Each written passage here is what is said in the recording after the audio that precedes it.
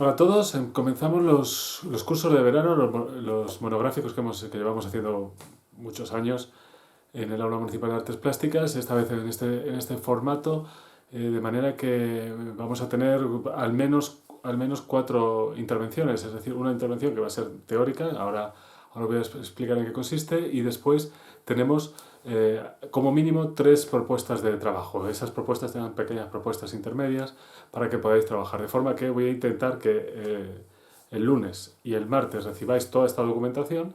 Entre el lunes y el martes ya podéis ir haciendo algunas cosas y el miércoles pues vais haciendo ejercicios y seguro lo vais haciendo, sí que os pido que me los enviéis para ir corrigiendo, preparando los vídeos para que el jueves y el viernes, en el horario que tenemos establecido, pues os pueda enviar los vídeos de correcciones y luego si me queréis preguntar alguna cosa por WhatsApp, por el grupo que vamos a crear, pues ahí estaré disponible durante el horario de jueves y el horario de viernes. Bueno, en este primer curso es sobre uno de los grandes, sobre Turner, y os voy a dejar ahora con la primera parte de los elementos en los que consiste el curso, como es la parte teórica.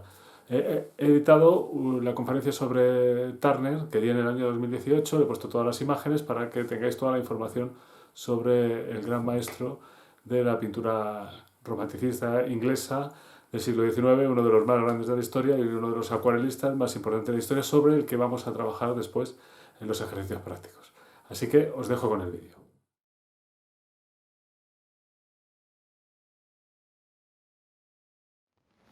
Fijaos en este cuadro, que es uno de los últimos cuadros de Turner, la sensación que tenemos de síntesis en la obra.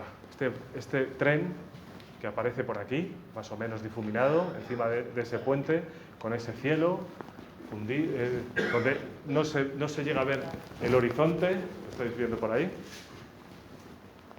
Si pensamos en la pintura del siglo XVII, siglo XVIII, incluso la del siglo XIX, pensamos más en pintura más académica, más definida, ¿verdad? Más concreta, más ordenada. La academia va a estar presente, pues, yo qué sé, pensad después en Ingres, en Begueró, en todos estos artistas que lo van a definir todo, donde el dibujo va a tener más importancia que el color, por decirlo de esta forma. O sea, se va a dibujar y se va a rellenar. Esto se lleva haciendo desde el Renacimiento hasta esta época. Y sin embargo va a aparecer un artista que por primera vez va a romper un poco esas normas de la descripción de los objetos y se va a ir a la síntesis del objeto, a la sensación, ¿vale? Y aquí se ve muy bien en esta obra, pero no quiero adelantarme mucho, porque si no, empiezo por el final.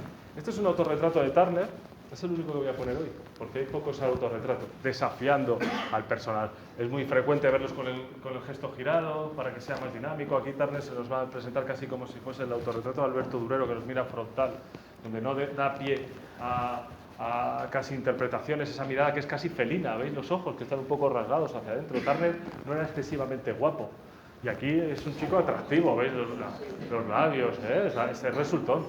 Y sin embargo, Turner, no tengo de verdad, qué pena, no tengo aquí más dibujos, pero sobre todo era narigudo, con tabique nasal, o gordo bastante, o sea, el tabique en el puente ahí. Por eso se hizo de frente, claro. Y se ve. Pero también es verdad que es más joven y esto, la juventud, todo esto lo ayuda mucho. Ayuda mucho. Bueno, pues Turner, que nace justo en esta casa, en Covent Garden, en Londres, va a ser un artista que es muy difícil hablar sobre la obra de Turner, porque igual que, no sé si os acordáis con Edward Hopper, que decía, es que era el tipo más aburrido del mundo. Hopper, que no había mucha anécdota, había cositas así y tal, pero su obra fue muy estable.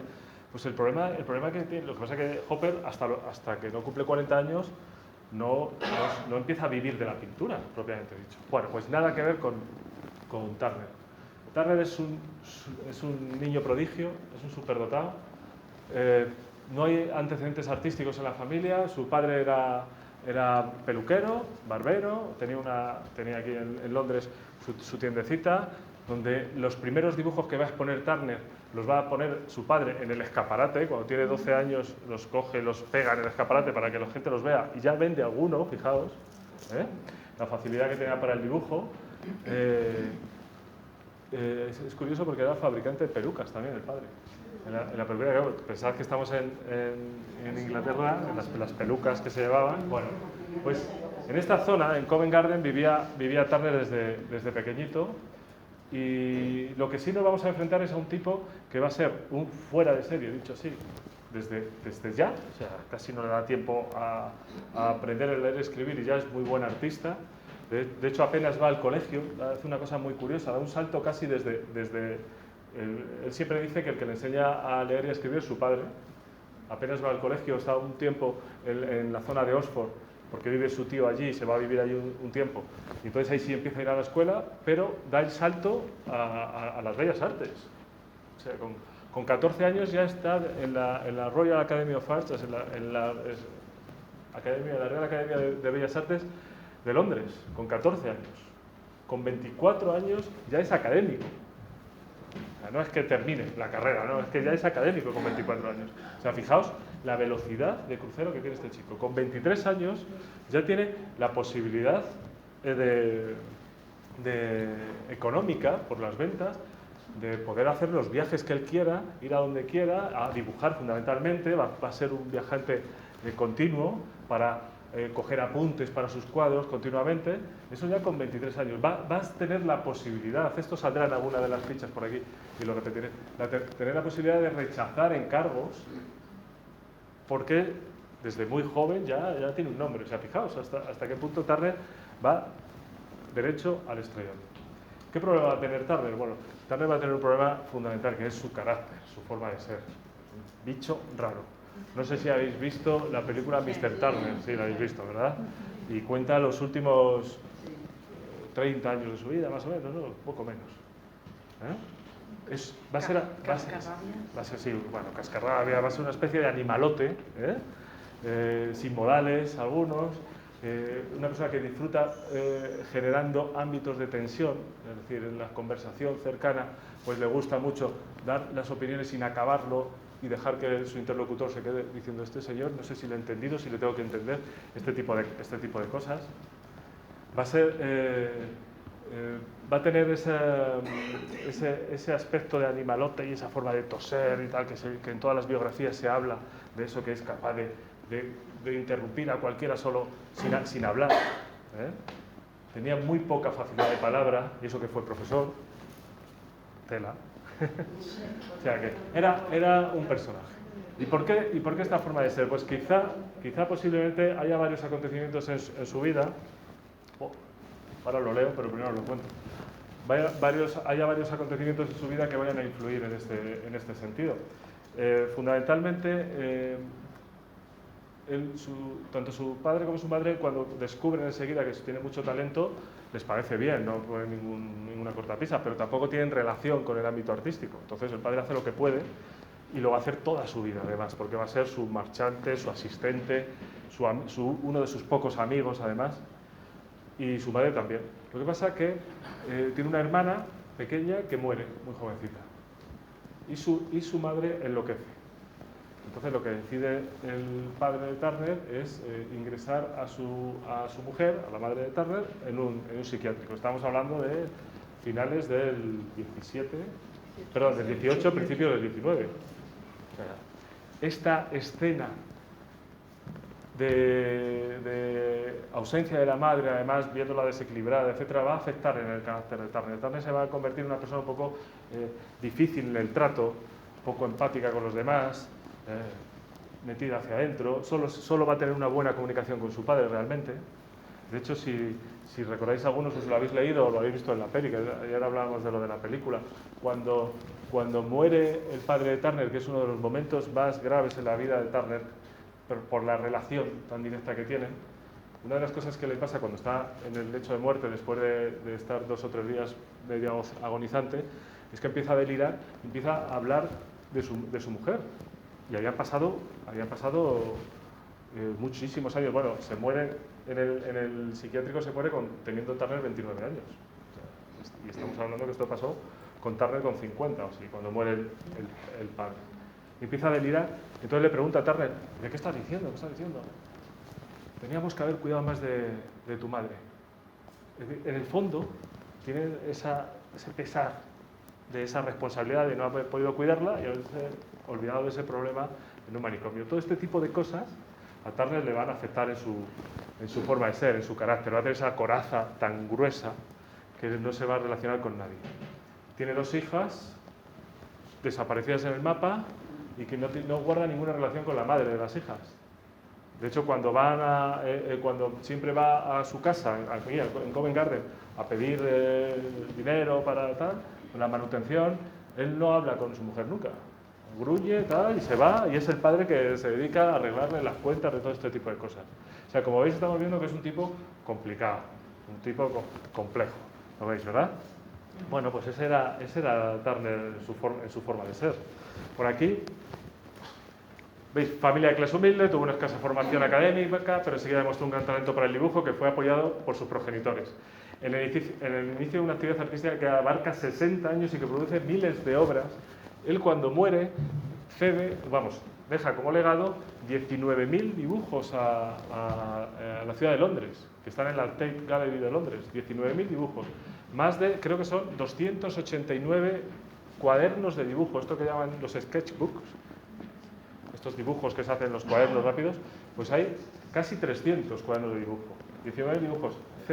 Él pinta, no sé ahora mismo la catalogación de los cuadros, al Reino Unido deja unos 300 óleos, aparte, que luego hubo una polémica muy posterior, esto lo hablo ya del siglo XX, cuando se empezó a vender obra, por eso os vais a encontrar obra, por ejemplo, en Estados Unidos o fuera de Inglaterra, pero eso no fue responsabilidad suya, sino que fue que se ha ido liquidando alguna de esas obras de esa forma.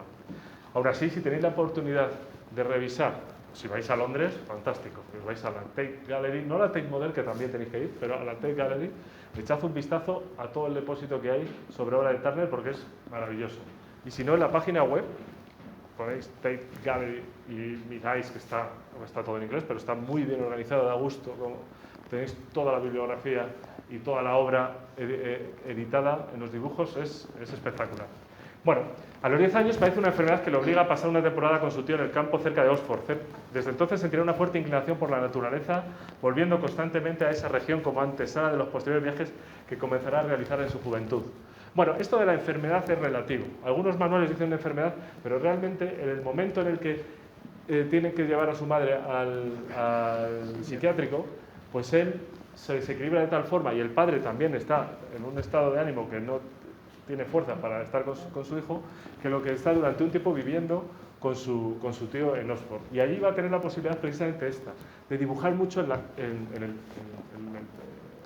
parque, por decirlo así, en el campo.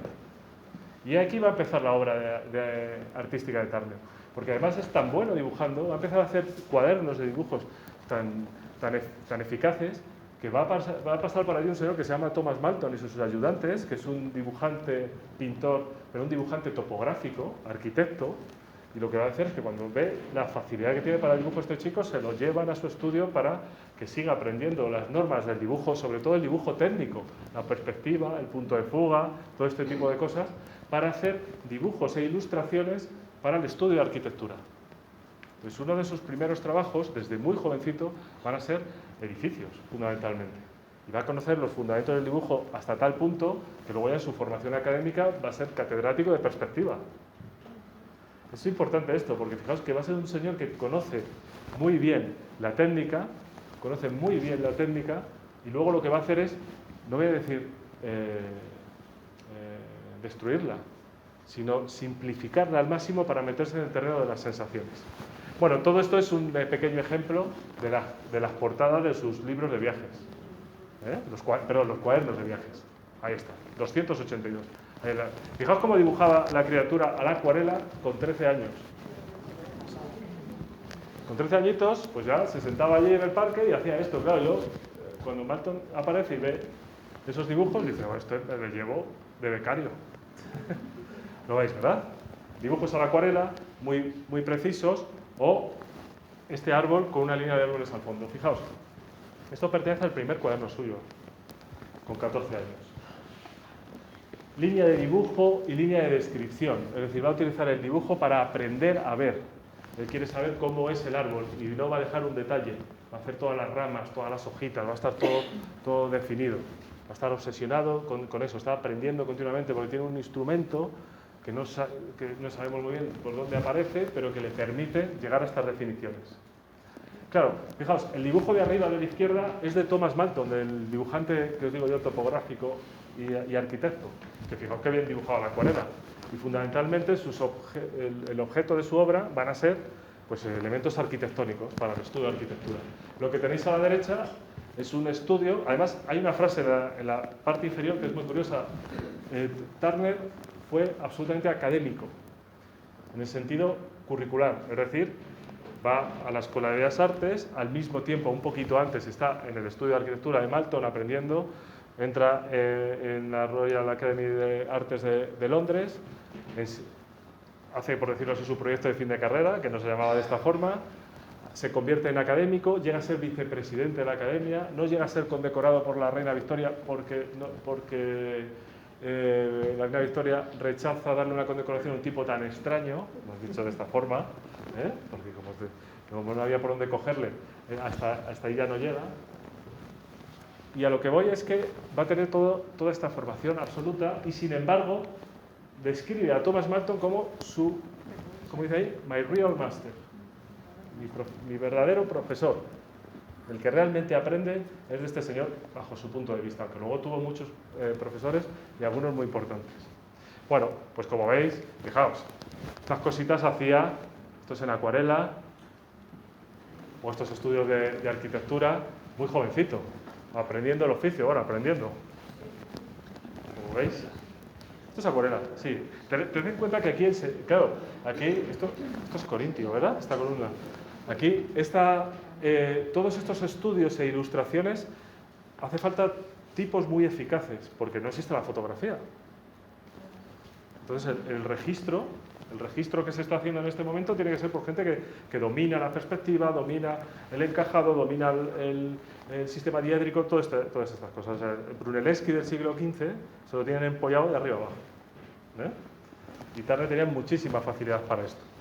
Bueno, el otro gran maestro, y no solo eso, sino director de la Royal Academy of Arts, que es este edificio que tenéis aquí a la derecha, es Joshua Reynolds. Reynolds es el gran pintor paisajista de la época, y era el director. Y es el que cuando Turner aparece con 14 años, es el que insiste en que sea admitido, porque en cuanto se entera y ve los trabajos de este niño, pues dice, no, para adentro, vamos a hacer la prueba, pero es incontestable, no vamos a esperar a que crezca más, porque no hace falta. ¿Lo veis? Entonces, Turner en esta época pues, va a estar dedicado única y exclusivamente a esto, a dibujar, ¿lo veis? A aprender el modelado, el claroscuro, los volúmenes, academia pura y dura, a tener un buen instrumento que le deje luego avanzar. En el periodo de un año entre 1789 y 1790, 14 años, ya tiene 3 momentos claves. Es que esto es de locos. ¿Quién va a tener 3 momentos claves con 13 o 14 años? ¿Veis? Estoy hablando, pasa lo mismo cuando hablamos de Picasso, por ejemplo. De forma muy joven ya tiene muchos elementos. Fijaos, colabora, como os he dicho, con Thomas Malton. Es admitido como alumno de la Real Academia gracias a Joshua Reynolds, que además será una de sus grandes influencias. Y además, en 1790, es decir, con 15, pues presenta por primera vez una acuarela en la exposición anual de la Academia de Londres. Es importante esto, porque hasta 1851, y estamos en 1790, son casi 60 años, ¿verdad? Sí. Va a estar exponiendo continuamente en la Real Academia. O sea, no va a abandonar nunca la Academia de Bellas Artes y va a estar exponiendo. Él va a ser un académico de los importantes y además va a considerar que el trabajo de la Academia va a tener una doble vertiente. Por un lado, mostrarse a él mismo como artista y como ejemplo de los profesores y maestros artistas de la Academia. Y por otro lado, competir con sus iguales, como con Constable, con todos estos artistas de la época. Demostrar que es tan bueno como ellos o posiblemente mejor en muchos casos. Ese espíritu competitivo lo va a tener. Pero también le va a pasar una cosa, que va a sentir que el lenguaje artístico, el lenguaje creativo va más allá de la academia. Va a generar, como hemos visto hace un momento en el barco de vapor, el tren de vapor, nuevas formas de lenguaje que no pertenecen al lenguaje neoclásico o clásico. ¿Y entonces qué va a hacer? pues como va a tener bastante dinero desde muy jovencito, una de las cosas que va a hacer, y esto nos sonará mucho en nuestra cultura, es invertir en pisos. Va a tener bastantes, cuando muere tiene bastantes casas por ahí sueltas, Covent Garden, en Chelsea, en diferentes barrios. Y va a tener varias galerías de arte, que las va a organizar como siempre su padre, que va a ser el que se va a encargar de todo eso. De manera que él va a tener sus obras, por ejemplo, en la casa de Covent Garden, en la parte inferior, pues ahí, si tiene 3 plantas, pues en la parte inferior va a tener expuesto, y el semisótano, sus cuadros, y los clientes van a ir allí a ver la obra que tiene expuesta. Y van a ser cuadros que no son tan académicos, sino que va a dar rienda suelta un poquito a su creatividad. Hasta 1820, un poquito más avanzado, va a empezar a mostrar esas obras también a sus colegas. Y ahí le van a dar, porque no le van a entender demasiado. Bueno, avanzo. Fijaos, acuarela, Canterbury. ¿Veis? Estas acuarelas que hace 1792, con 16 años. El otro día explicando esto, hablando con unos alumnos, tengo un alumno que acaba de llegar de Londres, que está su hija trabajando allí, y traía de casualidad una foto de esta fachada.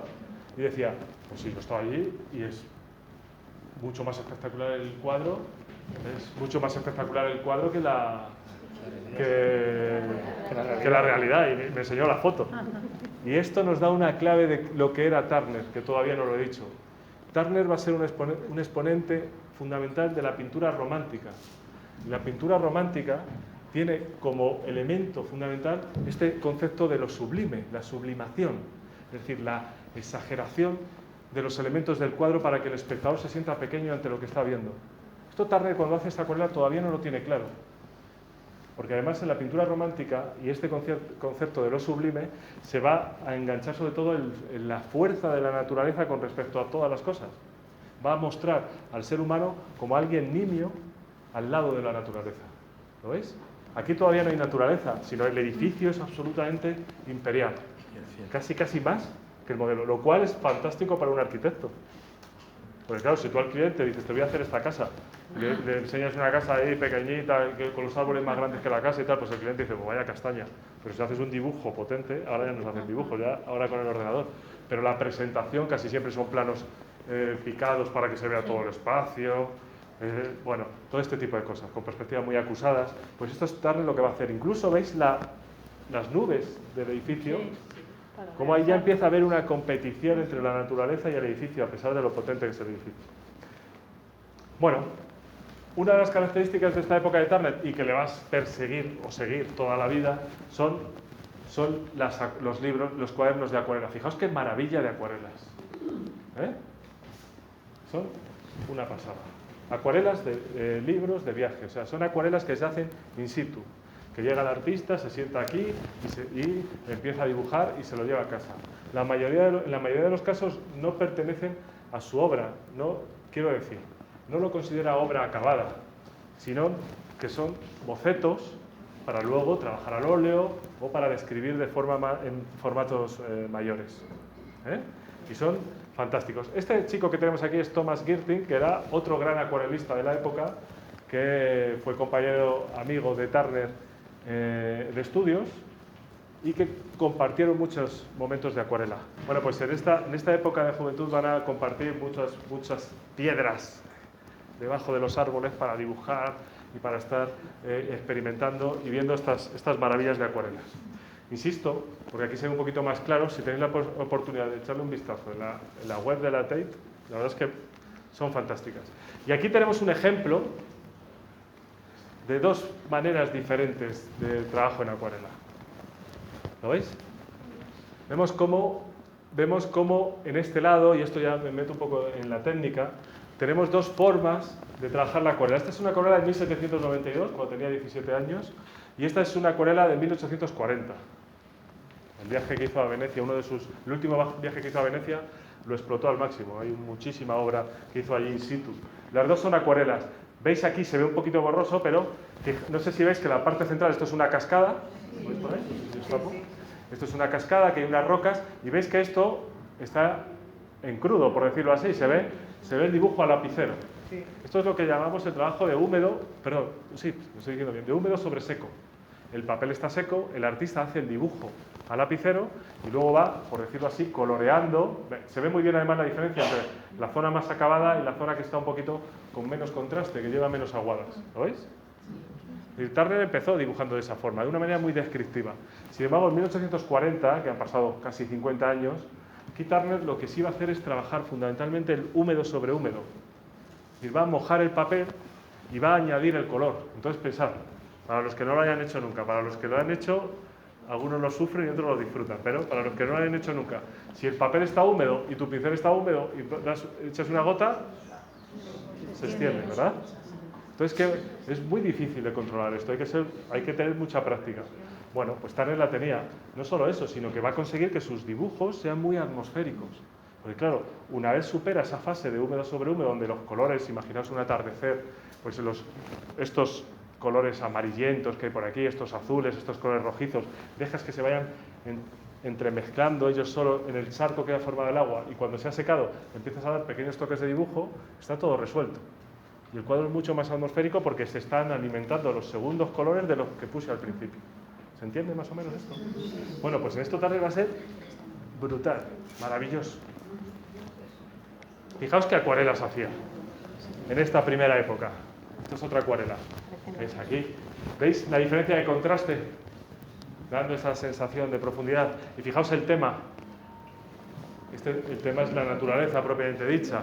Hay un barquito aquí, pero nos recreamos con este árbol tan enroscado, esos elementos de falta de contraste para dar sensación de profundidad. Acuarelas de primer nivel. Bueno, hemos visto su primera acuarela en la academia y este es su primer óleo. Este es el primer óleo, 1796, que va a pintar, donde se empieza a ver estos pescadores en el mar. Se empieza a ver ese Turner romántico. ¿Veis ahí a los pescadores, más o menos? Sí. ¿Veis ahí los pajaritos? Las gaviotas, ¿no? Las gaviotas. Los pajaritos, espera. Yo describo mejor los cuadros de Hopper que los de Turner. ¿Veis las gaviotas, verdad? ¿Veis esta? Es una luna, realmente. Es una luna, pasa que haya quedado un poquito... Pero sobre todo, esa sensación de fuerza de la naturaleza. Esto se va a repetir continuamente. Cuando vemos este cuadro nos quedamos maravillados por el paisaje. Vemos qué maravilla los rayos de sol que van a golpear por ahí, esas rocas que se ven y algunos árboles que hay en esa costa, donde los pescadores están a merced de la naturaleza. ¿Lo veis? No la puede controlar. Ese sería el objeto último de lo sublime. Y esta falta de equilibrio, salvo por el horizonte. ¿Lo veis? Bueno, pues esta va a ser la pintura constante en la obra de Turner. Bueno, fijaos en este cuadro que es mucho más tranquilo, ¿verdad? Bueno, como os dije, cuando ya con 22, 23 años ya tenía posibilidad de viajar, entonces hizo muchos viajes. Este es el castillo de Nora. 1798, aquí va a considerar él que empieza su obra artística, realmente es cuando ya controla sus ventas y controla sus cuadros. Y quiero que veáis este cuadro de 1798, donde vemos el castillo, vemos estas vacas aquí bebiendo en el río, esta ladera, se ve regular. Un cuadro que tiene bastante influencia, por ejemplo, de la pintura holandesa del siglo XVII. Aquí el horizonte está muy alto, pero empieza a ser muy atmosférico, hay algo de Patinir también. Bueno, una de las fundamentales características de Turner es la relación con los grandes maestros. Él, como va a viajar mucho, va a estar en Italia, va a estar en Francia, va a estar, por supuesto, por toda Gran Bretaña viajando, y va a tener referencias de la pintura veneciana, Tiziano, Tintoretto, de todos estos artistas.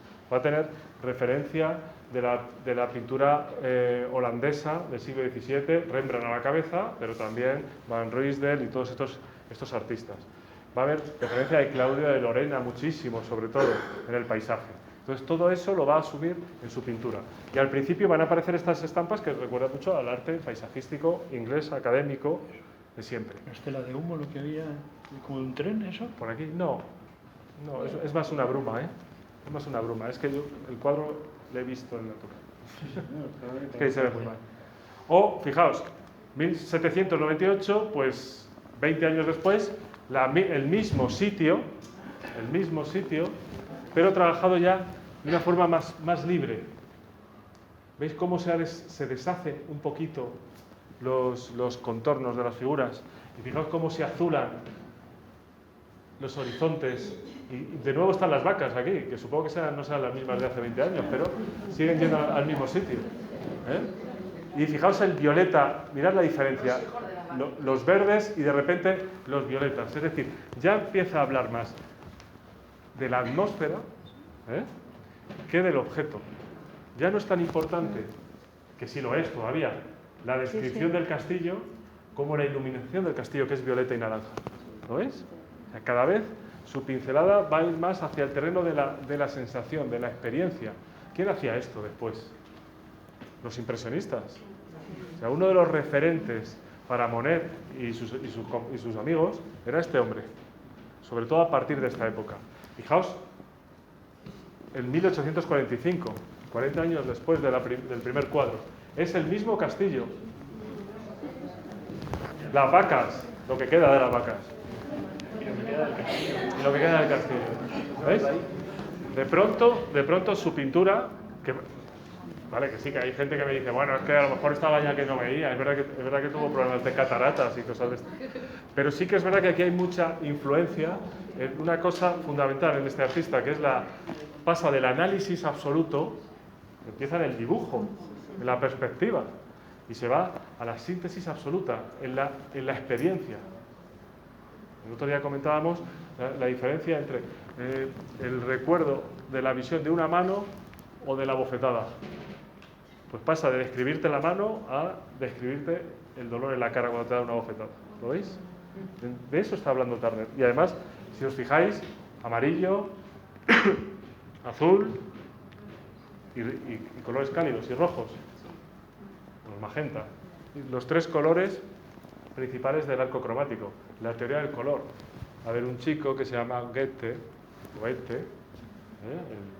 filósofo, Fausto y todo este tipo de literatura, que va a hacer una teoría del color. El propio Goethe va a decir que su obra más importante es la teoría del color. Es el primero que va a vincular los colores a estados de ánimo. Va a hablar un poquito de la psicología del color. Turner va a leer todas sus obras y en su última época se va a concentrar fundamentalmente a reinterpretar, incluso a veces a contraponerse a la teoría del color de Goethe. Por eso estas obras, que nunca van a ser abstractas, porque eso es imposible en esta época, pero van a tener un sentido muy marcado entre lo atmosférico, la sensación y el estudio del color puro. Cada vez va a haber menos colores en su paleta y sí va a haber los más principales de la paleta, amarillo, magenta y azul.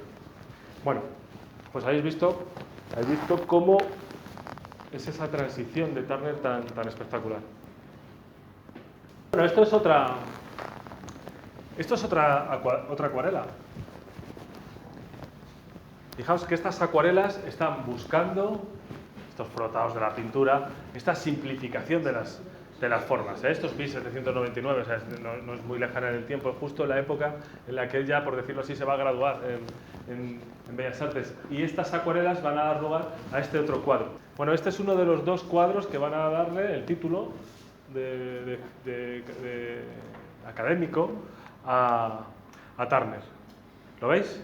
Aquí se ve muy mal, pero a pesar de que nos dejamos llevar por el paisaje, por las nubes, por la composición estudiada en estas acuarelas de Turner, aquí hay una historia, porque tenemos ahí, no sé si llega a distinguir, ¿verdad?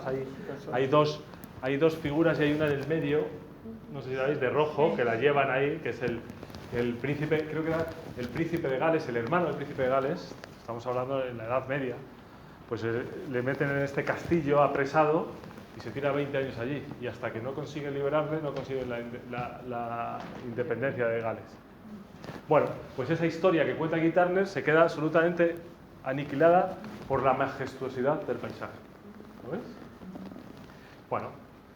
Bueno, pues estos años 1790 y 1820 pues son los años del Turner cotizado, el Turner exitoso, que va a ganar mucho dinero.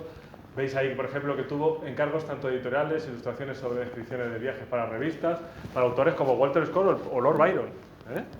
Estamos hablando de la élite de la literatura en este caso, y Turner ilustraba esas obras. a lo largo de los años tuvo importantes mecenas, políticos, aristócratas, intelectuales, que apreciaban su talento artístico a pesar de su carácter extravagante y sus maneras poco refinadas.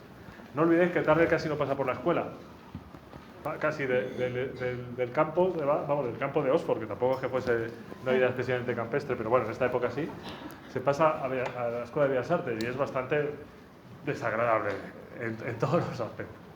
Pues a pesar de eso, fijaos, este de aquí abajo es Edward Dice, que era un acuarelista de la época, que conoció a Turner, y describe a Turner de esa forma. Dice, recuerdo a Turner como un joven corriente y sin interés, tanto en sus modales como en su apariencia, muy descuidado y desaliñado en el vestir, sin importarle cuál era el color de su chaqueta o sus ropas. Era todo menos un joven de buen aspecto. No hablaba de otra cosa que sus dibujos y de los lugares a los que iba a dibujar. Parecía un joven sin educación, sin más deseos que mejorar en su arte. Totalmente obsesionado en esa labor. Este hombre debe ser amado por sus obras. Su persona no es notable ni su conversación brillante. ¿Lo veis, verdad? Bueno, pues Turner va a ser así siempre. Va a haber una pequeña excepción. Va a haber una excepción.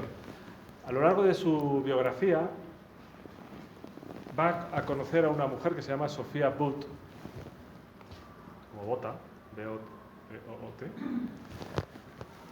de forma casi casual, en uno de sus viajes, pues creo que es en el sur de Inglaterra, me parece que es, pues va a descubrir un hostal donde hay una casa que la ventana da justo al mar y es perfecto para dibujar, y va a estar un tiempo por allí dibujando.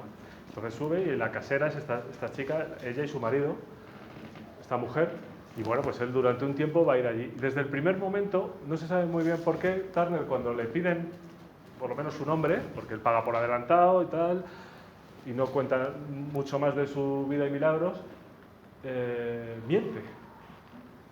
No dice que se llama Turner y que es el pintor académico que vengo de Londres, nada, no, miente por completo, dice que es el señor Mayor, que es su tercer nombre, por decirlo de esta forma, y cuando le pregunta un poco más le dice que es almirante, y hasta la mujer, como le ha pagado, tampoco le da más importancia. Y lo que sí se da cuenta es que lo primero que hace Turner es pedirle un cuenco con agua en la habitación. Le da el dinero y trae un cuenco con agua. Y se le trae el cuenco con agua y descubre, lógicamente, que lo que hace es dibujar de una forma majestuosa. Bueno, de forma periódica va a ir a este sitio con su seudónimo y cuando muere el marido de esta mujer, pues se establece una relación con Sophia Booth, de pareja. Y va a ser esas épocas concretas, salteadas, en las que él de hecho luego se traslada y está viviendo en Chelsea, se va a comportar como una persona medio normal. Se va a dulcificar. Esos gruñidos de jabalí que da ahí ya parece más una liebre. ¿Vale? Bueno, pues en esa época va a tener esa relación que vamos a ver un Turner, bueno, más o menos normal, vamos a decir. Pero su relación le va a llevar a elementos como esto que tengo aquí. Como esto ya lo he comentado antes, como pronto tiene una posición muy potente en el ámbito artístico, le va a llevar a rechazar proyectos. Por ejemplo, un viaje a Grecia con Lord Elgin, donde como no llega a un acuerdo económico, prefiere no hacerlo. Cualquier otro artista de su época hubiese dicho, bueno, que no me pagues, o sea, me voy aquí para promocionarse. Pues Turner ya podía hacer ese tipo de cosas. En 1803 comienzan las primeras reacciones negativas sobre su pintura, cuando empieza a romper un poquito con esas descripciones. Para exponer su obra de manera independiente, abre su propia galería, con diferentes localizaciones, hasta 1820, avanzado 1820. Realmente deja ya el término de galerías creo que es en 1829, cuando muere su padre, que es el que realmente organizaba todo esto. Ahí Turner sí es verdad que se abandona un poco. Sus obras, cuando él muere, aparecen en un estado bastante deteriorado, muchas de ellas, en esos sótanos donde los guardaba, pues su padre era el que se encargaba de abrir para ventilar, de limpiar si había polvo, etc. Y cuando ya su padre no está, esas obras, muchas de ellas, y de las más importantes, cuando él muere se descubren como que están, como hay que casi restaurarlas.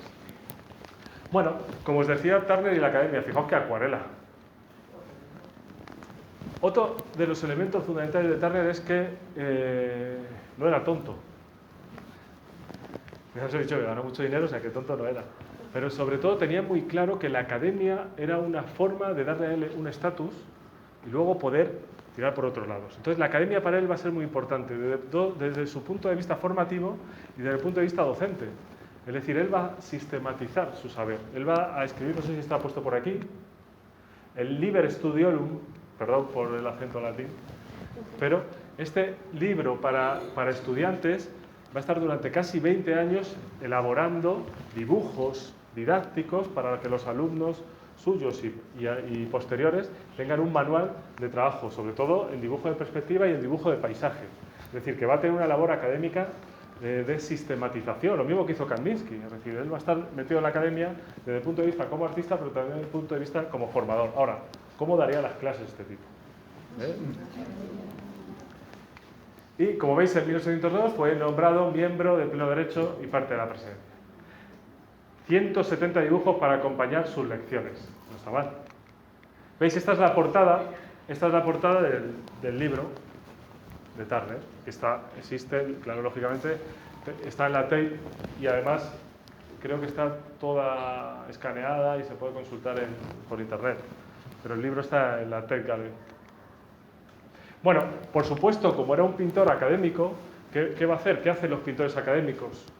Lo que quería Picasso, el padre de Picasso que hubiese sido su hijo, pues un pintor de historia, de mitología y de religión. Y esto es lo que va a hacer Turner, aparte de sus paisajes maravillosos. Entonces va a pintar, qué pena que se vean con tan poca intensidad los colores. Esta 10ª plaga de Egipto, ¿lo veis ahí? Donde vemos, por ahí, esto debe ser Egipto, aquí unas figuras que están escapando de esta 10ª plaga, el Antiguo Testamento, supongo, y sobre todo la composición. Fijaos el cielo, los árboles que son como amenazantes. Es decir, a pesar de que está hablando de un pasaje bíblico, no le está dando casi presencia. Está trabajando más sobre el efecto de la fuerza de la naturaleza. ¿Lo veis, verdad? O, por ejemplo, la batalla de Trafalgar. Pues de nuevo vuelve a irse más al ritmo del cuadro que a la descripción. Es decir, los soldados están por aquí abajo, ¿los veis? Por aquí. Sin embargo, ¿qué es lo que llama la atención? Casi esa agresión entre los mástiles, como si fuesen los mástiles, los barcos, la construcción, los que están luchando más que el propio ser humano, que es nimio, ínfimo, con respecto a lo que pasa alrededor. ¿Lo veis, verdad? Fijaos el humo, etcétera, etcétera. No le interesa tanto el ser humano. Hace algunos retratos muy poco, hace alguna figura, pero fundamentalmente es ese sentido paisajístico de la pintura. O, sin embargo, cuadro absolutamente costumbrista. Es decir, estos cuadros de la época romántica, donde tenemos el título es larguísimo: el herrero del pueblo disputa sobre el precio del hierro y el precio cobrado al carnicero para herrar su pony. ¿Ves? Una escena totalmente costumbrista, andar por casa. Estos cuadros de este tipo en el Museo del Romanticismo, que por cierto tengo que agradecerle a Carmen Cabrejas, que es la educadora del centro, que me ha pasado información para esta charla de hoy. Pues fijaos cómo tenemos aquí el herrero con el carnicero que están discutiendo, aquí hay otros que están trabajando, otro que está poniéndole la herradura, las gallinas que se han metido dentro de la herrería, es decir, una escena totalmente costumbrista. Bueno, pues estas obras que parece que no son las típicas del temario o de la motivación de Turner, las va a llevar a cabo porque son obras típicas de maestros de la academia, de historia, de mitología y escenas costumbristas, que es lo que se va a llevar en la época. Si vais al Museo del Romanticismo vais a ver cuadros de este tipo, unos cuantos. O esta mañana escarchada, ¿veis? Con las figuras que van ahí a punto, que se van a empezar a trabajar, esa sensación de frío, el barro, los charcos. Academia pura y dura.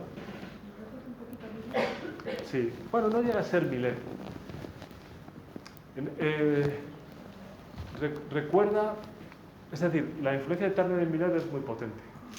Sobre todo en este tipo de obras. Sin embargo, el verdadero Turner, el Turner que hemos visto alguna pieza y ahora veremos alguna más, el Turner rompedor, Millet de ahí ya no asume nada, porque él se va al terreno del realismo, que sería este tipo de pieza.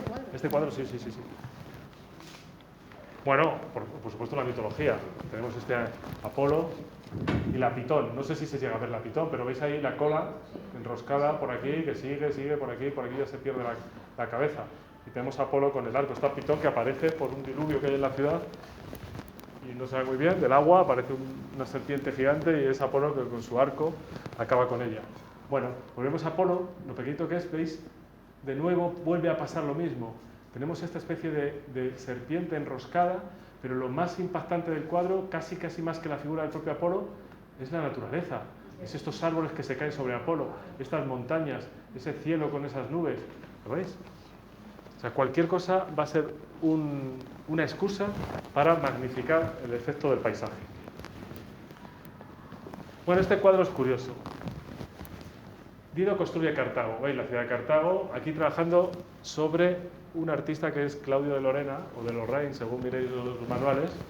Lorena va a trabajar estos paisajes absolutamente estables de horizontes con esta iluminación descomunal. ¿Lo veis? Este es el cuadro de Turner, realmente, que lo hizo basado en las obras de Lorena. A él le encantaban los cuadros de Claudio de Lorena.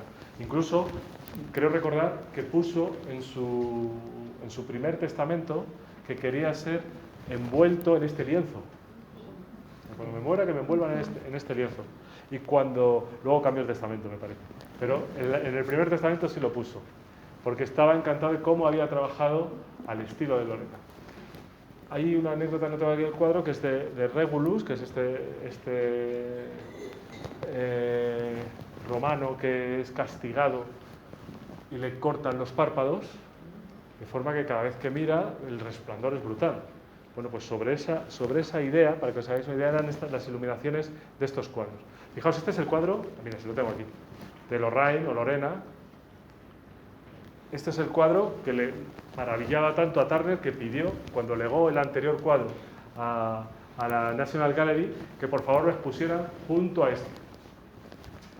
Dice que la primera vez que lo vio no pudo dejar de llorar. Fijaos, un jabalí como Turner llorando porque realmente esa coraza se venía abajo a través de la representación artística. Se pone aquí todo lo que estoy diciendo por aquí. Bueno. Si veis que digo algo que es lo contrario por ahí, decídmelo. O mejor no me lo digáis.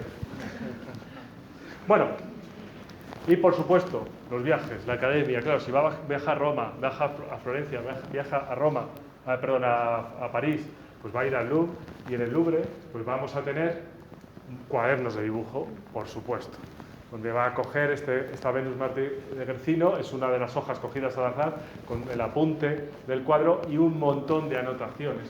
Es decir, va a estar continuamente investigando. El otro día, hablando con unos alumnos, una alumna, me parecía mal que Turner, porque decía, vamos a ver, si Turner era un genio, como nos estás contando, ¿cómo puede ser que tuviese que hacer estos apuntes si él ya lo tenía esto superado? Pues precisamente por eso, precisamente como era un genio, tiene la necesidad de alimentarse de los anteriores e intentar superarlos, investigar. Malos del genio que se para, deja de ser genio realmente. ¿Lo veis? Bueno. O otro de los cuadros, donde vemos aquí todo este estudio de arquitectura. ¿Veis esta Roma vista desde el Vaticano, desde una de las terrazas del Vaticano? Fijaos que es muy curioso este cuadro porque hizo varios homenajes de este tipo a grandes maestros. Hizo, por ejemplo, un cuadro pequeñito del pintor Watteau pintando, otro cuadro, homenajeando a un artista que a él le interesaba mucho. Hizo este otro, donde aquí, esta figura que veis aquí, es Rafael. Entonces está haciendo esta referencia al arte renacentista con Rafael, con uno de sus cuadros aquí abajo. Aquí hay una fornarina. Bueno, por aquí Roma desvaquida, Rafael acompañado por la fornarina prepara sus cuadros para la decoración de la logia. Bueno, pues los cuadros que están por aquí, las fornarinas eran los modelos de Rafael. Bueno, pues va a hacer un autorretrato idealizado, un retrato de Rafael. Artistas que a él le van a influir mucho en su forma de trabajar.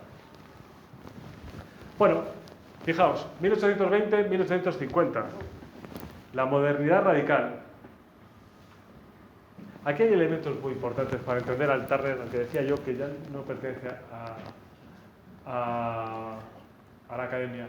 Las obras mitológicas, históricas o costumbristas y la estética idealizada del arte oficial, estos cuadros que acabamos de ver, se van a ir cambiando con algunos elementos. El acercamiento a la estética de lo sublime y búsqueda de una reacción emocional del espectador. Os lo acabo de explicar, ¿verdad? Es decir, va a estar absolutamente obsesionado con que el espectador se le caigan los pantalones delante de un cuadro. Y que el cuadro no pase desapercibido. Que tú cuando lo veas se te quede la boca abierta. Ese va a ser el objetivo fundamental. ¿Y cómo va a llegar a eso? Pues de dos formas. De una forma compositiva. Es decir, va a trabajar la composición, las líneas compositivas, va a bajar muchas veces el horizonte, va a utilizar mucho las formas curvas para dar sensación de dinamismo en el cuadro. Eso va a ser fundamental. Y por otro lado, también va a estar la técnica. Va a hacer experimentos con la técnica muchas veces. Va a crear sus propios pigmentos. Cuando utiliza el blanco en muchas ocasiones coge trocitos de conchas de estas del mar y las va a machacar y las va a mezclar con el aglutinante para conseguir que tengan más brillo, por ejemplo, las luces. Algunas veces salía bien y otras veces salía mal. Porque una vez en una exposición de estas de la academia, pues no sé si fue Constable o uno de los artistas que estaban por allí, le dijo, oye, Turner, perdona, pero se te ha caído un trozo de cielo del cuadro. Y Turner dijo, no importa porque lo que interesa es la experiencia. Digo, sí, pero se te ha caído un trozo de cielo. Bueno, pues va a hacer ese tipo de cosas. ¿Veis? Experimentación. Y este elemento, la autonomía del paisaje. A medida que va avanzando, cada vez va a ser, la historia va a ser lo de menos. Esto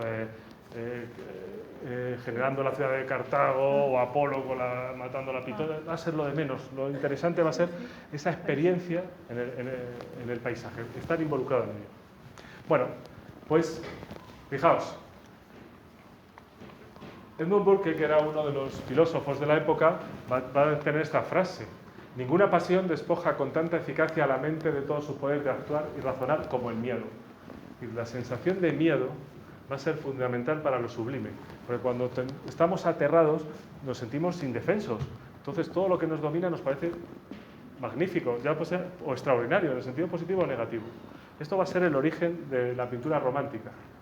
Esa sensación de miedo, de sentirnos indefensos ante los acontecimientos, va a ser fundamental para entender la obra de Turner. Entonces van a empezar estas primeras marinas, veis ese oleaje, vemos ahí a los pescadores, incluso esto que es en Calais, ¿no? Sí, muelle en Calais. El propio Turner contaba que él bajó de un barco y en una barca pequeña tuvieron que ir hasta el muelle, y eso era muy inestable.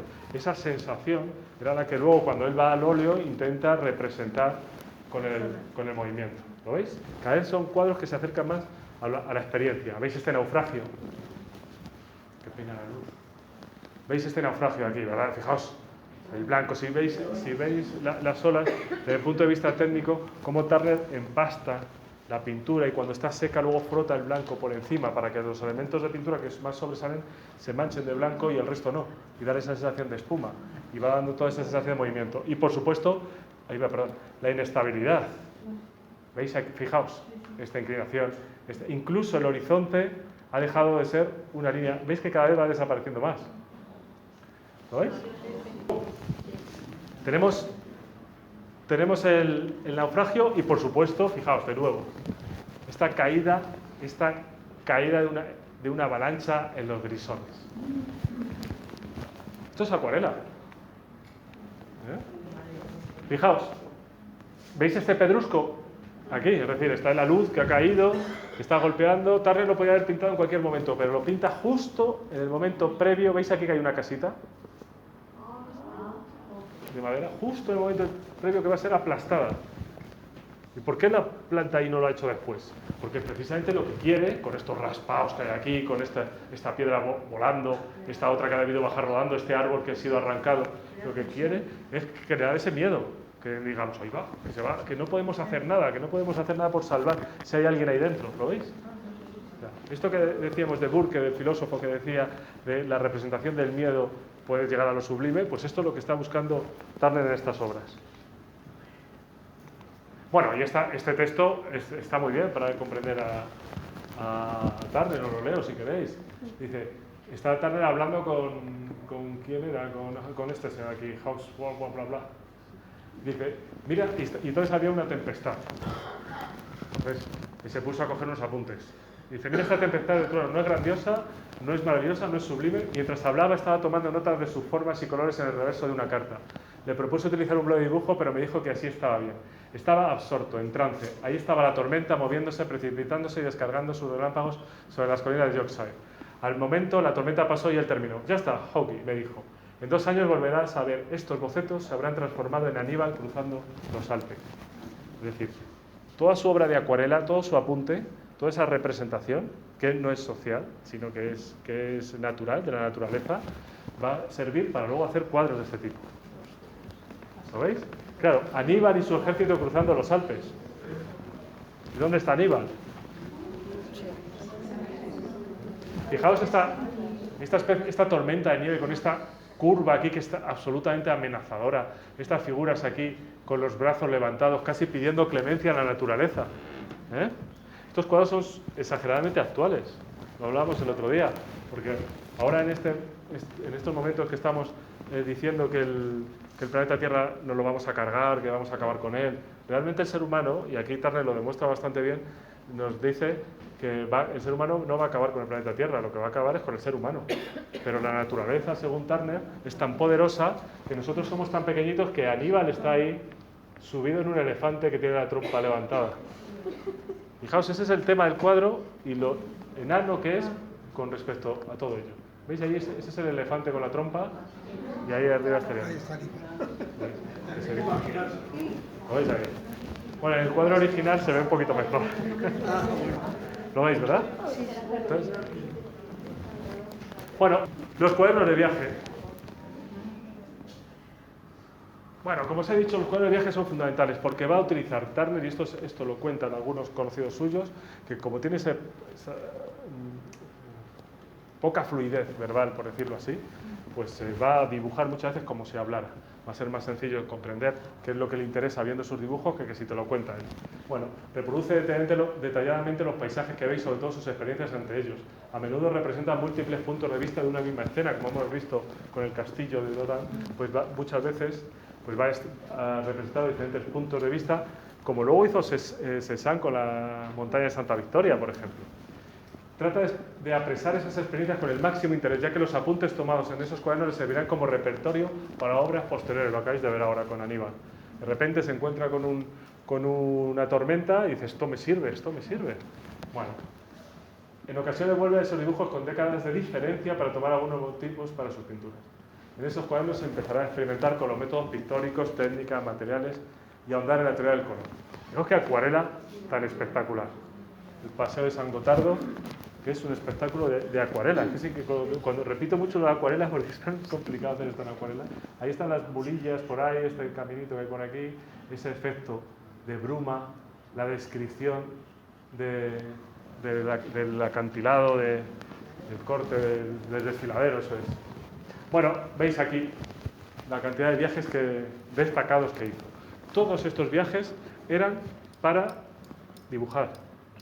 Eran para alimentar su escenario de datos que vayan a fabricar obra. Y este señor está todo el día con el cuaderno en la mano.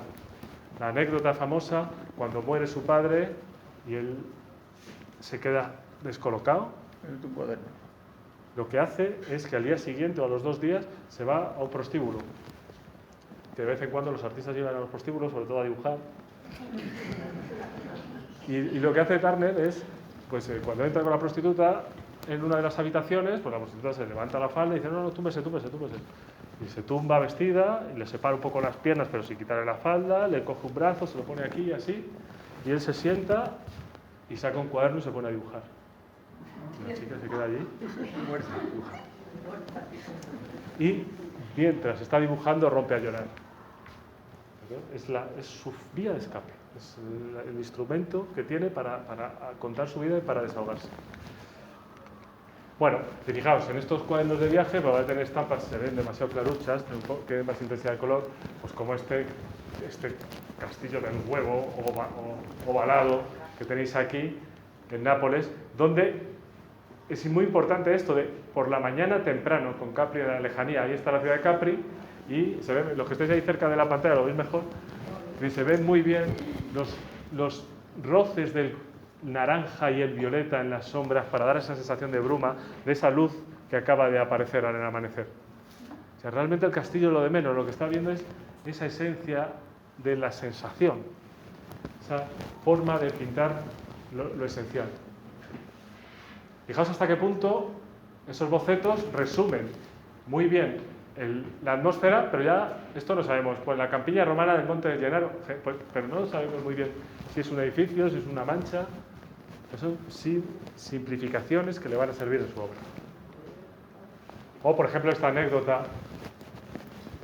Edith Mary Fox era la mujer de un coleccionista, me parece, y cuenta que Turner dibujaba en cualquier sitio, como pone aquí, cogía y dibujaba en extracto de tabaco, papeles coloreados que se utilizaban generalmente como envoltorio, etc.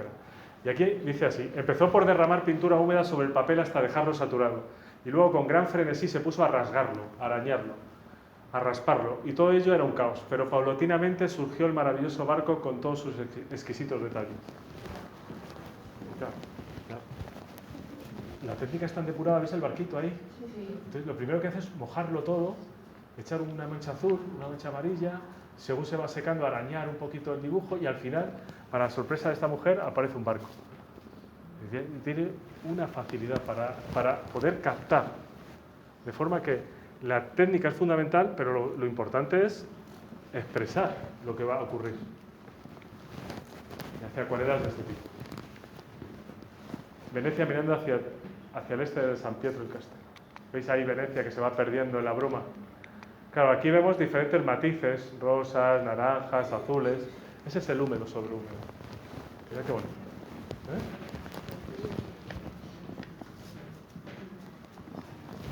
Esto es lo que vais a hacer mañana, los que vais a dibujar. Pero es que parece que está repetido. Igualito. Sí, sí, como mínimo, de ahí para arriba. Bueno, aquí hay una cosa curiosa. Turner al principio, como era muy reservado, solo con John Gortin dibujaban juntos, pero no le gustaba mucho que le viesen dibujar, porque él estaba a lo suyo y si se acercaba a alguien gruñía y estas cosas. Pero a medida que fue creciendo y él cada vez tenía mejor posición en la academia, pues sí le gustaba exhibirse, porque además, como habéis visto hace un momento, tenía que ser muy espectacular verle trabajar, porque con 4 brochazos y 2 arañazos había hecho un barco. Entonces él se reforzaba de esa forma. Entonces había una cosa muy típica, que era el día del barnizado, que se llamaba, que era cuando veis ahí a Turner que está retocando un cuadro y hay otros artistas al lado. Bueno, el día del barnizado era cuando, días antes de la exposición anual, donde luego el rey o la reina o quien le tocara inauguraba la exposición, los académicos pues mostraban las obras más importantes que habían hecho ese año. Y la distribución se hacía desde el salón central hacia afuera de la academia, pues los más importantes estaban en ese salón central y los artistas, entre comillas, menores o menos importantes, pues iban por las habitaciones que están separadas. Entonces, ¿quién decidía esto? Claro, los académicos. ¿Quiénes estaban siempre en el centro? Pues estaba Constable, estaba Gainsborough, estaba Turner, por supuesto, en la zona central.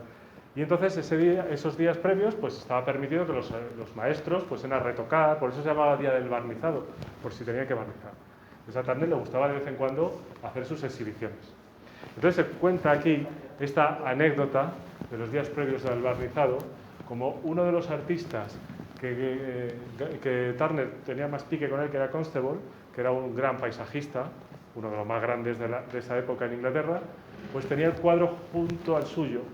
Y Turner tenía una marina con 3 barcos moviéndose en las olas, todo en tonos azules, que era muy potente, era muy buena, pero bueno, no tenía mucho más allá. Cuando Turner llega y saluda a todos sus amigos, al conserje, al otro, al pintor, ¿qué tal? Bien.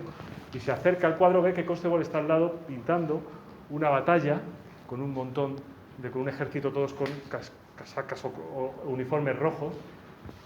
Y Turner se acerca, prácticamente ni saluda a Constable, por supuesto, porque no se llevan bien, le gruñe un poco y Constable le mira así de reojo y ve todos los rojos que está poniendo.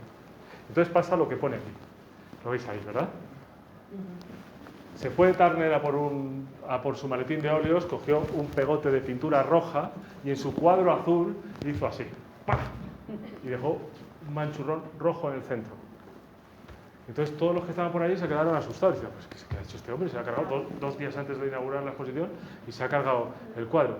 Turner, como sabía perfectamente lo que iba a hacer, se fue, dejó la mancha ahí fresca un rato y al rato volvió, escupió en el cuadro, que esto era muy frecuente en él, y con la uña quitó, esa mancha roja estaba justo encima de una espuma del mar, de una ola. Con el dedo quitó el rojo que sobraba y dejaba la espuma libre y arañó un poquito con la uña y parecía una boya pequeñita roja flotando.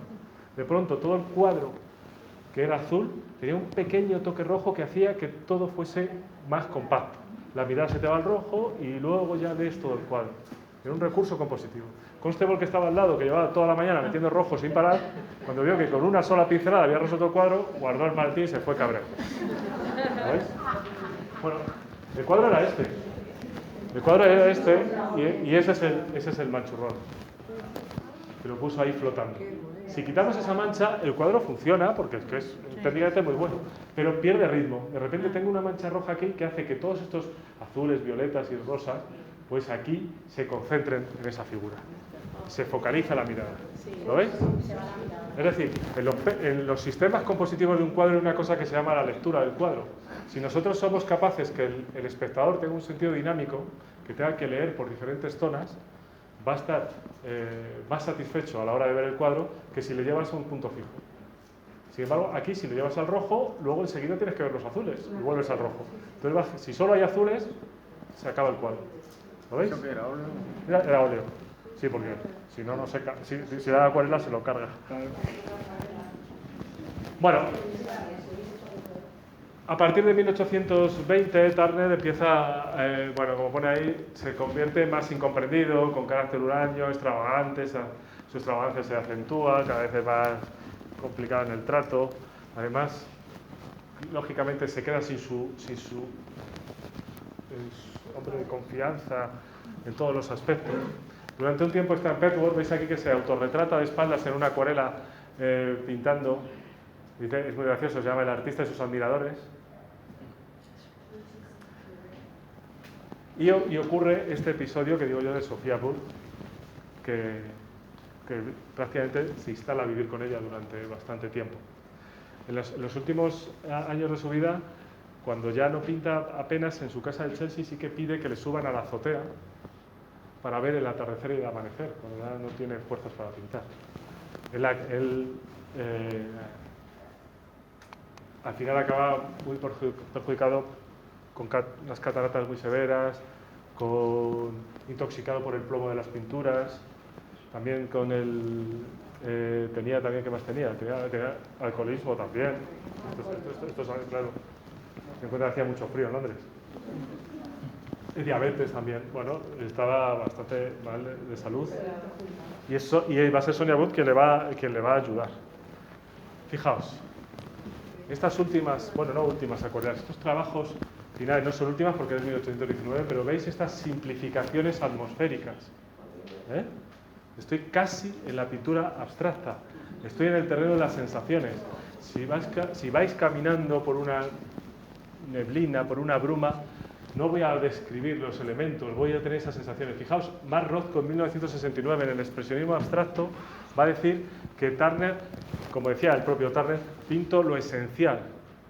Y Rothko en sus cuadros dijo que pintaba la esencia de lo esencial. Es decir, llegaba un momento que quitaba tanto que era simplemente una comparación de dos colores.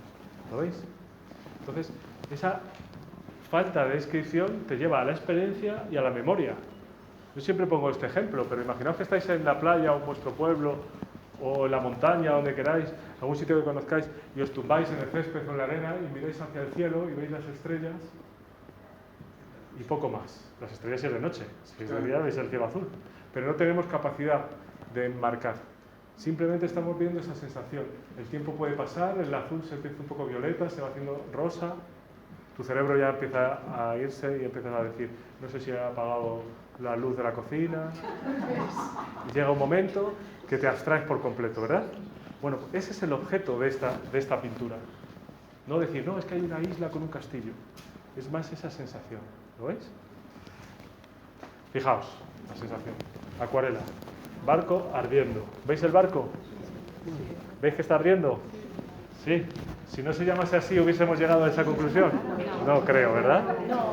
Bueno, entonces, ¿veis que lo que sí hay... Entonces ahora pensad en un barco ardiendo. Pensad, ¿es una escena tranquila? No, es de movimiento. No hay una línea horizontal. ¿Es una escena alegre? No, es dramática.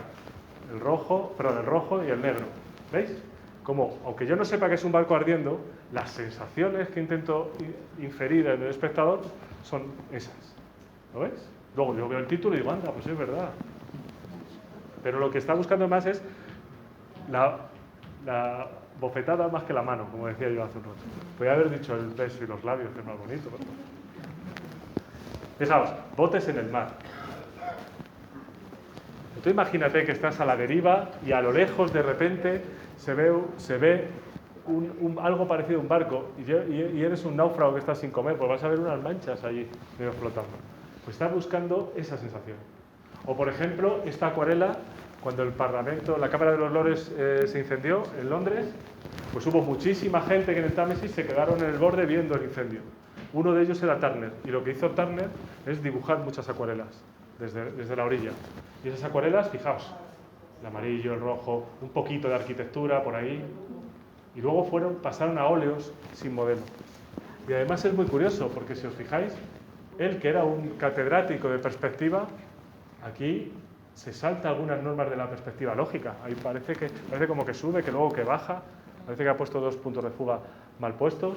¿Por qué? Porque lo que le está interesando es esto. Esto es absolutamente secundario. ¿Veis la gente por aquí mirando al incendio? El incendio es terrible, ¿eh?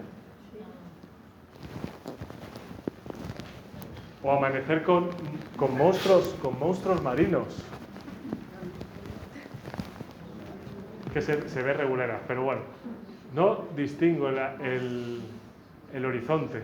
Por aquí veis que parece un ojo y una boca o algo así, hay unas figuras por aquí.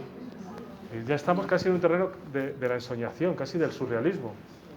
Y cuando llego a describir sensaciones que pertenecen a mi experiencia o a mis propias pesadillas, abandono lo real y me meto en lo surreal. No llega a ser abstracto, ¿por qué? Pues no sé por qué. Pues porque por aquí hay algunos elementos, aquí se distinguen peor. Bueno, y como os decía, Goethe escribió la teoría del color, esta teoría basada fundamentalmente en la psicología del color, y va a decir esto, que si se ofrece desde fuera al ojo la totalidad de los colores como un objeto, ello le producirá placer, puesto que tendrá delante de sí como un hecho real la suma de su propia actividad. Es decir, el resumen de todos los colores es el resultado, la mezcla de todos los colores es el resultado de la acción de ver. Y Turner dice, ese es el objeto de la pintura. Él lo que quiere es mostrar la sensación de ver. Esto es lo que quisieron luego hacer los impresionistas. En uno de sus cuadros pinta un barco gigante en un atardecer donde no se ven los ojos de buey. ¿Sabéis? Las ventanas estas, se llaman así, ¿no? Ojos de buey. ¿Verdad? Sí. No se ven. Entonces, un crítico, no sé, pues John Ruskin o uno de estos, le dijo, pero vamos a ver cómo este cuadro estaba puesto en la academia y dice, pues usted no le ha pintado los ojos de buey al barco. Y dice, bueno, es que acabo de pintar un contraluz porque es un atardecer y no se ven los ojos de buey. Dice, pero vamos a ver, usted como pintor académico sabe perfectamente que un barco tiene ojos de buey. Dice, claro, pero es que yo no pinto lo que sé, pinto lo que veo. Y esto es un poco lo que está buscando al decirle esto a Goethe. ¿Veis? El barco de guerra, el Temerario. Este barco fue un barco de los que ganaron más batallas en esta época inglesa, ¿verdad? Y sin embargo Turner, en vez de ponerle su máxima plenitud, lo que hace es, en el momento del retiro, hay un barco de vapor que está arrastrándole para ser, porque se lo llevan a dique seco para ser ya desguazado. Y entonces, ¿veis? Esto, si hubiese sido un pintor francés, como comentábamos antes, hubiese puesto al barco en su máxima plenitud, atacando a la Armada Española, por ejemplo. Sin embargo, Turner, lo que le interesa es el ocaso y lo que le interesa es esto. El tema es este, pero lo que le interesa es este atardecer tan brutal. ¿Lo veis? Curiosamente, en el 2006 este cuadro, la BBC hizo una encuesta sobre cuál sería el cuadro más importante de la pintura inglesa de todos los tiempos y fue este el que salió votado. El que salió elegido. ¿Es óleo también? Es óleo. O, por supuesto, estos cuadros, fijaos, ya última época, estamos acabando, expuesto en la Academia de 1843, La tarde del diluvio. Este es el diluvio universal. Parece Goya, ¿verdad? Es casi hay un punto romántico que Goya es de otro romántico, ¿verdad? Y tenebrista. Pero fijaos de nuevo el ritmo. Esta ola de aquí la hemos visto en el cuadro de Aníbal, por ejemplo. O en la tormenta de nieve de las piedras, de la luz que caía. ¿Lo veis? Que lo va a utilizar mucho. La ausencia de color. Goethe decía que en el negro estaba la muerte. Entonces aquí lo que hizo, aquí se ve un poco regular, pero lo que hace Turner es meter colores en zonas oscuras en esta tarde del diluvio. ¿Veis ahí la hilera esta de pájaros que se van librando? Y por aquí no se distingue, pero hay algún pez que no se puede salvar. ¿Lo veis? Y después pinta este otro cuadro, que curiosamente lo llama Luz y Color, teoría de Goethe, y la mañana después del diluvio. Moisés escribe el libro del Génesis, por ahí está Moisés escribiendo, parece, aquí hay una serpiente, y de repente lo que antes era oscuro, ahora ya es luminoso. Aparece el azul, aparece el amarillo, aparecen cabezas que parece que resurgen del agua como que se han salvado, ¿lo veis? Pero su paleta, a pesar de eso, cada vez tiene menos colores quebrados y cada vez colores más puros, el rojo, el amarillo, los azules. O, por ejemplo, ¿cómo es? Tormenta. El título es más largo. ¿Qué os parece este cuadro? Muy inquietante. Cómo resume perfectamente la obra de Turner. O sea, si Turner se hace famoso es por esta, o sea, famoso en la posteridad, es con piezas de este tipo. Mirad el horizonte. ¿Veis el barco? Por aquí se ve. Está tumbado, ¿no? Aquí hay como si de vapor, el mástil, las olas, el movimiento del agua. Fijaos, estas curvas hacia allá, en sentido contrario, hacia acá, en el otro sentido. Es incontrolable. O sea,